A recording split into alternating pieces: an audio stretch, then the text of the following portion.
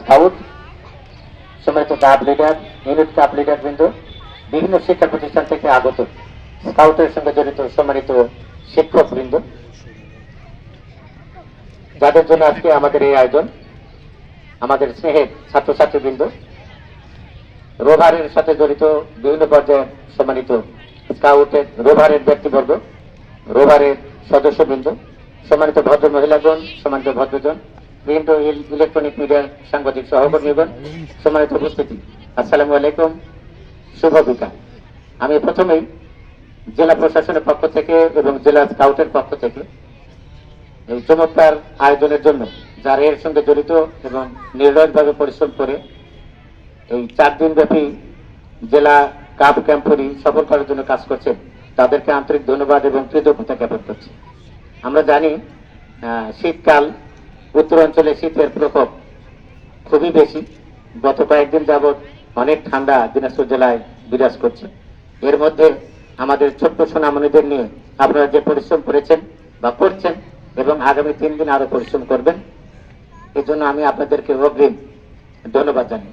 আশা করি যে এই কাপ ক্যাম্পটি সুন্দরভাবে সফলভাবে শেষ হবে ইনশাআল্লাহ। আমি জাস্ট 3টি কথা বলব। 1 নাম্বার, আমি আশা করব যে এখানে আমাদের ছেলেমেয়েরা, বাবা তোমরা সবাই এলোমেলো হয়ে দাঁড়িয়ে আছো, সোজা হয়ে দাঁড়াও, সবাই সোজা হয়ে দাঁড়াও। 3টি কাজ এখানে শেখাবে, দয়া করে সবাই দাঁড়াও। 1 নাম্বার, পরিষ্কার পরিচ্ছন্নতা। পরিষ্কার পরিচ্ছন্নতার উপরে এই 3 দিন লাগাতার কথাবার্তা বলবেন, সেই অনুযায়ী কাজ করবেন।